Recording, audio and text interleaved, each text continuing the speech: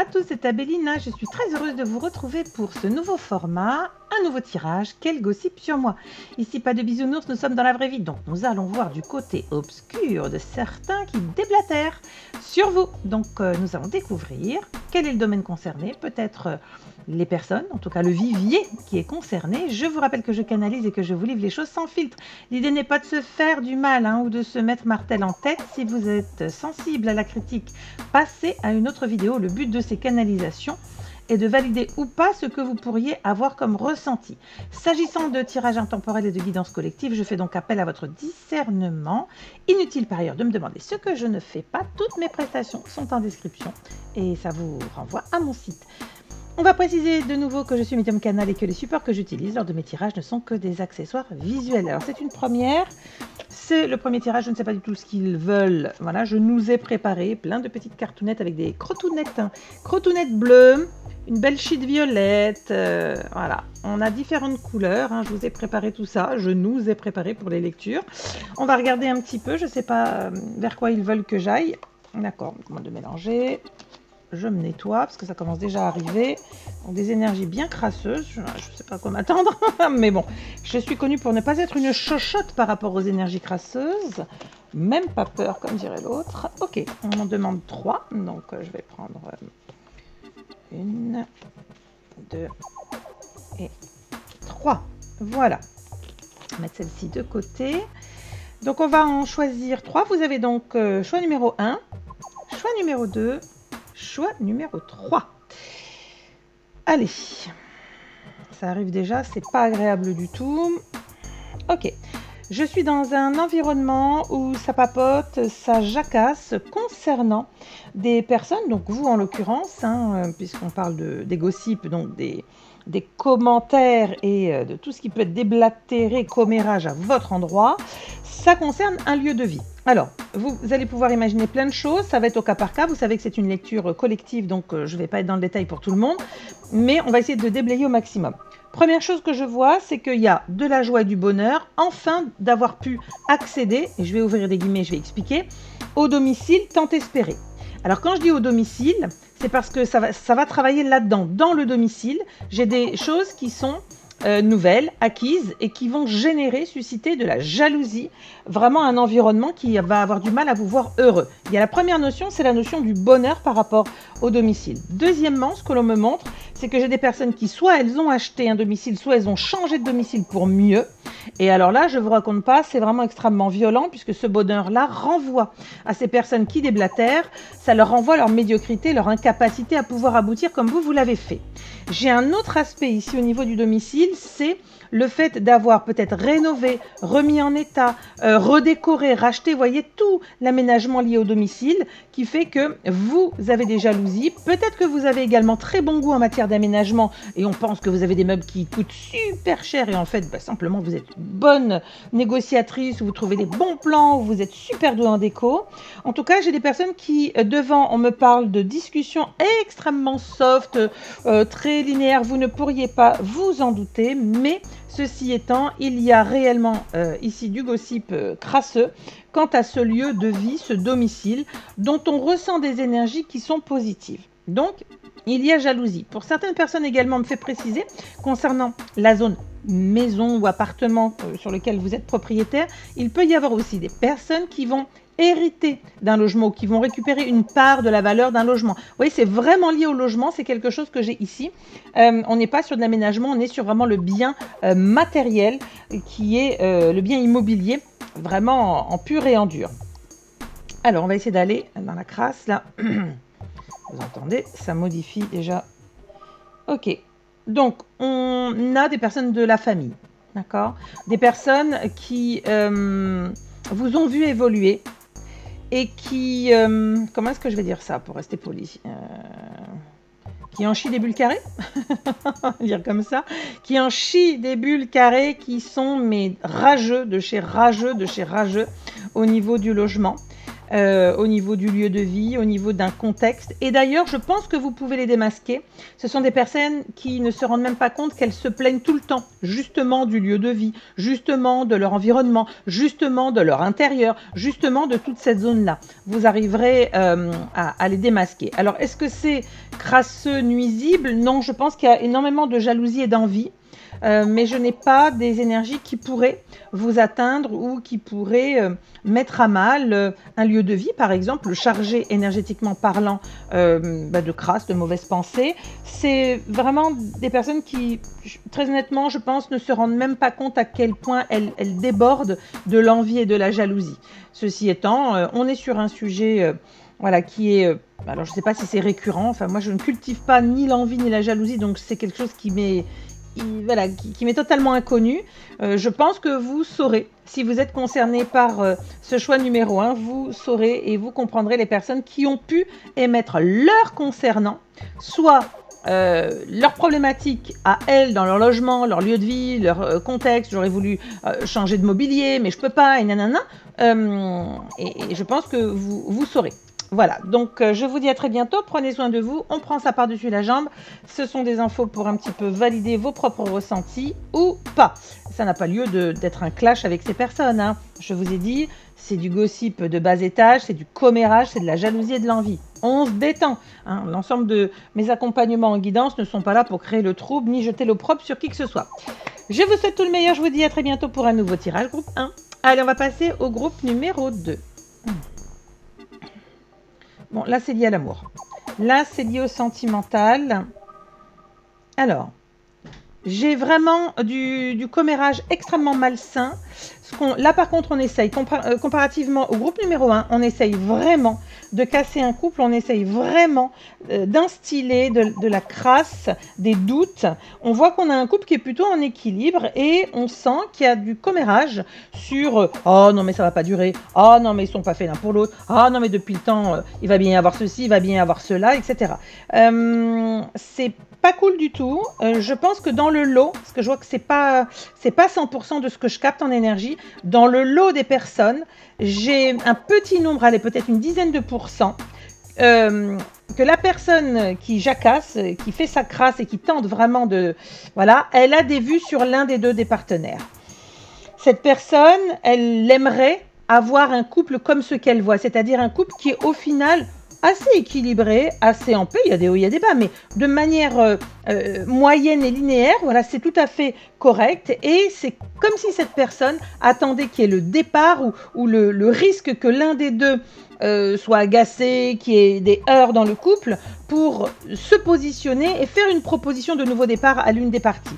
Pour les autres personnes, je vais aller voir, je pense que c'est quelqu'un que vous avez dans votre vie, où vous êtes la personne de cette personne, que ce soit de son côté ou de votre côté, il y a des membres de votre entourage, plutôt pour moi amitié, quasiment on me dit 85% d'amitié, qui n'ont pas accepté ou qui n'apprécient pas ou qui ne valident pas la personne d'en face. Alors, est-ce que ça veut dire qu'ils ont raison? Bien sûr que non, c'est leur avis et je vous rappelle que la vie c'est comme le trou-duc, tout le monde en a un et on s'en cogne de l'avis de l'autre, hein, d'accord? Sauf à être proctologue, ce qui n'est peut-être pas votre métier. Donc on s'en tape de la vie. Là c'est gênant parce que comparativement au premier groupe, on a vraiment la sensation de personnes qui viennent pour un peu tester, vous voyez, tester le lien, voir si ça tient, si ça dure, quelle est la solidité des sentiments, des émotions, du lien. Alors, bien sûr que j'ai de la jalousie de voir un couple au final qui va vraiment, enfin pas mal, hein. Il y a des hauts, il y a des bas, mais c'est tout à fait correct, il y a plutôt une paix dans les ménages, et on a des personnes qui, en fait, peut-être ont l'habitude, je vois pour une partie très crasse, ont l'habitude de mettre un peu leurs zizanies et de... Voilà, parce qu'elles ont eu, voilà, j'ai des personnes qui ont eu beaucoup d'échecs sentimentaux et qui se disent non, mais en fait, hein, merci Lerita Mitsoko, l'amour ça finit mal en général, les histoires d'amour finissent mal en général, ben là non, du tout, on a un petit couple qui tient l'un à l'autre, qui tient face aux épreuves, face au challenge de la vie à deux, de construire cet univers à deux, et puis on a vraiment des crasseux là qui dégueulent leur fiel, mais même pas directement, c'est-à-dire que ce sont des sous-entendus. Ah oui, mais quand même, tu sais, elle aurait pu si. Oui, ou alors lui, vraiment, mais t'es vraiment sûr? Vous voyez, c'est d'instiller cette espèce de poison crasseux qui fait que, ben, au niveau de l'esprit, quand on nous dit des jolies choses, c'est du miel pour l'âme. Mais quand on commence à nous instiller des choses qui peuvent aller travailler sur nos peurs qu'on n'a pas libérées au niveau du collier de nœuds dans une lecture d'âme, par exemple, bah, ça va venir justement titiller dans la faille. Alors je pense évidemment, comme à chaque fois, c'est que ces personnes sont utiles pour tester le couple en lui-même, mais également tester chaque individu du couple ou du lien, hein. C'est pas forcément que vous vivez sous le même toit, mais du lien, comme pour venir vous rappeler, attention, si tu sens que ton couple, il est un peu, on lui cherche des poux indirectement ou qu'il y a une mise en danger, c'est là où je dois m'arrêter, c'est là où je dois travailler. C'est là où j'ai une alerte pour dire, pop, pop, pop, il y a une faille, il y a un terreau propice, je ne dois pas le laisser, je dois rencontrer la problématique, je dois la libérer et je dois passer à autre chose. Voilà, groupe 2, je vais vous souhaiter tout le meilleur. Ben voilà, on a une belle crotte de plus, hein. Laissez-les baver, les rageux, laissez-les vous voir heureux, soyez encore plus heureux. Et protégez, vous savez, moi j'aime cet adage, vivons heureux, vivons cachés. Ben là, je crois qu'on est plus que plus raisonnable et raisonné si on comprend que ben, le bonheur des uns fait le malheur des autres, ou en tout cas leur rappelle leur propre malheur. Alors, je vais devoir me nettoyer. C'est vraiment crasseux. Ok. Alors, groupe numéro 3. Alors, ah, bon, bah là, j'ai un, parce que je vois que c'est un masculin, j'ai un amoureux et conduit. Je pense que c'est quelqu'un en plus qui n'est pas stable. Pourquoi? Parce que j'ai l'odeur de différents alcools. Donc je pense que c'est quelqu'un qui soit fait beaucoup la fête, soit c'est quelqu'un qui a une addiction au niveau de l'alcool. Alors, ça peut être un festif, comme ça peut être un pochetron, hein, mais là, c'est vous qui saurez. Vous savez que les lectures sont générales. Je vais essayer de balayer tout le spectre et d'essayer de voir à quoi on peut avoir affaire. Et c'est quelqu'un qui vraiment parle très très mal. Il est blessé. Cette personne est blessée, ce garçon, parce que je vois que c'est un homme. Cet homme est blessé parce que je pense que vous n'avez absolument pas répondu à ses sollicitations. C'est quelqu'un qui n'accepte pas le non. Qu'il ait été dit d'ailleurs, hein, soyons clairs, qu'il ait été dit clairement ou que vous ayez simplement pas répondu à quelque chose qui était tellement soft qu'il n'y a pas besoin de dire non mais écoute je suis pas intéressée. Voilà, vous voyez, on est vraiment dans différents cas de figure. Qu'est-ce que j'ai ici? On va aller chercher. Bon, c'est quelqu'un qui vit beaucoup d'échecs au niveau du cœur et sentimental. Et qui va se plaindre en fait, c'est lamentation, oui mais quand même regarde moi par rapport à elle, puisque j'ai un garçon donc je vois bien que j'ai un féminin en face, moi par rapport à elle quand même j'ai fait ci, j'ai fait ça. Alors moi je ne jette l'opprobre sur personne, simplement là au niveau de la fréquence que j'ai pas quelqu'un qui accepte de se remettre en question. Vous savez dans les rencontres et les liens, là on parle de cœur et d'amour. L'autre, il a le droit de ne pas nous aimer. L'autre, il a le droit de ne pas avoir un coup de cœur. L'autre, il a le droit de dire non mais tu me plais pas.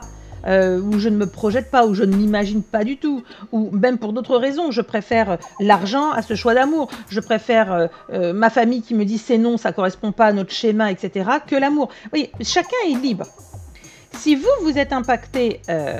quand on vous dit ben non je t'aime pas, je ne te veux pas, ce qui est le cas de cette énergie masculine, c'est qu'il y a quelque chose à travailler, c'est qu'il n'y a pas de complétude, c'est qu'il y a un problème narcissique, c'est qu'il y a un problème de confiance en soi. Alors c'est pas une stigmatisation, ce que je fais c'est simplement pour aider l'énergie qui est concernée. Et du coup, ben, cette personne-là, forcément, un non devient une tragédie. Et même si c'était pas un non très ferme comme ça devient une tragédie parce qu'en fait il y a vraiment une mécanique de répétition, on a du mal à en sortir et j'ai quelqu'un qui peut vraiment tomber dans les addictions du liquide. On me dit, alors bon, on va parler de l'alcool, mais je sais qu'on peut s'injecter aussi des trucs au niveau liquide. Je vais rester sur l'alcool parce que c'est ce que je vois à grande majorité, plus de 90% des cas, de quelqu'un qui pourrait soit tomber dans le festif, soit vraiment être un buveur régulier, soit être un buveur chronique. Et là, on n'est pas du tout dans les mêmes domaines. Peut-être que vous aurez compris de qui il s'agit. C'est donc une énergie masculine qui va véhiculer, voilà, vous concernant, sa déception, vous l'avez déçu, vous n'étiez pas comme il pensait, pas à la hauteur d'eux, etc. Mais bon, là, moi, j'ai envie, j'ai envie un petit peu de tendre la main en disant... Je comprends, je vois le parcours et il faut réussir à travailler sur nos douleurs, nos blessures. Il faut vraiment les rencontrer. C'est la seule solution pour être heureux et attirer à soi le bonheur, la santé dans le corps matière et l'amour en tout point, cette abondance. Là, on ne peut pas attirer quand on a autant de casseroles, c'est pas possible. Donc peut-être même vous ne savez, peut-être même pas. Je vois j'ai des personnes, ça peut être vraiment quelque chose de très, oui, parce que là je vois une nana qui fait ses courses, j'ai quelqu'un qui lui fait un sourire, ça fait plus d'une fois qu'il l'a vu. Vous voyez, il a envie de faire une première accroche et même pas le calcul. Bon bah c'est un non. Vous voyez, ça peut être quelque chose de tellement soft comme ça que vous, je pense que vous n'avez pas vu pour une petite partie d'entre vous que vous avez dit non, même corporellement parlant. Vous voyez, quand on se recule comme ça, on dit non. Voilà. Par contre, pour les autres, c'est vraiment quelqu'un qui s'est manifesté, pour moi, maladroitement, qui n'est pas très structuré au niveau des relations de cœur. Et donc, ça, voilà, ça se plaint. Ça déverse un fiel qui est pas très joli, mais c'est son fiel intérieur. En fait, n'écoutez pas. Si jamais vous avez des retours, n'allez pas vous prendre le chou, etc. Les personnes qui ont besoin de déverser cette énergie dans laquelle je suis, c'est pas agréable hein, pour moi de faire ce type de guidance, je vous le dis. Même si je suis pas une chochotte et je suis connue pour, hein, pas de souci, on y va, on combat sans problème. Mais là, c'est vraiment pas sympa parce qu'en fait, la matière, c'est de la douleur, des souffrances, c'est crasseux. On ne peut rien en construire si ce n'est de nettoyer le vivier jusqu'au fond, accepter de faire ce travail-là. Or là, j'ai quelqu'un qui ne veut pas, qui n'a jamais voulu faire ce travail. Voilà, groupe numéro 3, prenez soin de vous. Je vous dis à très bientôt pour une nouvelle lecture. Bye bye.